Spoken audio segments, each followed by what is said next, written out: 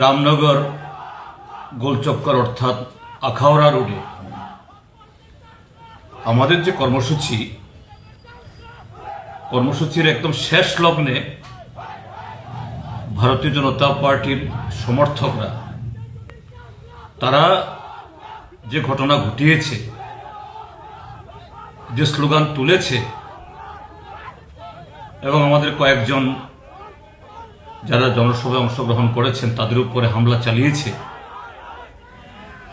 তো আমরা তো জানি যে এই রাজ্যের মধ্যে জনগণের কথা বললেই, জনগণের সমস্যার কথা উচ্চারণ করলেই শাসক দলের সহ্য হয় না। এটা আমরা ভালোই জানি, কিন্তু আমি বলবো যে তাদের প্রতি আমার রাগ, দুঃখ, অভিমান করারও কিছু নেই, আর করলেও তার কোনো অর্থ নেই। কিন্তু আজকে এই ভারতীয় জনতা পার্টির এই সমর্থকরা, যাদেরকে তারা এই যাদের সম্পর্কে তারা বলেন তাদের দেবতুল্য কারিয়াকর্তা, পুলিশের সামনে অনেক পদস্থ পুলিশ অফিসার ছিলেন, তাদের সামনে যে স্লোগান তুললেন, অমুকের চামড়া তুলে নেব আমরা, এতো আমাদের চামড়া তোলা হয়নি, তোলা হয়েছে তাদের নেতাদের,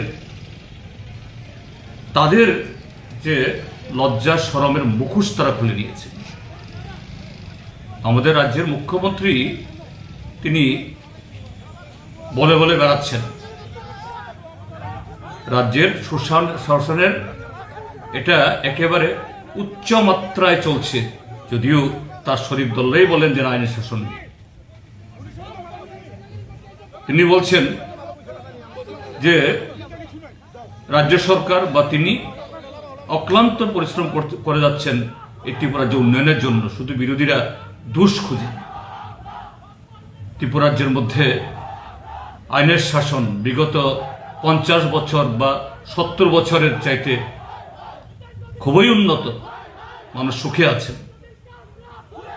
সেখানে বহু কাঠখড় পুড়িয়ে আজকে একটা সভা করা হলো, কিন্তু তার শেষ লগ্ন অবধি সুন্দরভাবে এটা শেষ করা গেল না। প্রকাশ্যে স্লোগান তুলছে, চামড়া তুলে নেবে, চোখ খুলে নেবে। তো কার চামড়া তুললো তারা?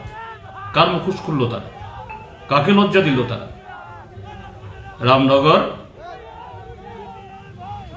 তার বিধায়ক, তিনি এই আগরতলা মিউনিসিপ্যাল কর্পোরেশনের মেয়র, প্রথম নাগরিক। ত্রিপুরা পুলিশের যে সদর দপ্তর, যেখানে ডিজিপি, আইজি এবং আরো পদস্থ অফিসাররা বসেন, যেখানে আজকে আমরা সভা করেছি, খুব বেশি দূর হলে পরে এটা 150 গজ হবে, সেখানে যদি এই অবস্থা হয়, ত্রিপুরা রাজ্যের অন্যত্র কি অবস্থা? কাজেই ত্রিপুরা রাজ্যের মানুষ, তাদের কাছে আমার আবেদন, দেখুন এটা শুধু অভিযোগ না, এটা ঘটনা, এটা বাস্তব যে রাজ্য সরকারের হাতে মাননীয় মুখ্যমন্ত্রীর নিয়ন্ত্রণে নেই। কারণ এমনভাবে জায়গায় চলে গেছে এরা আইন মানে না, কারণ মানে না, সংবিধান মানে না।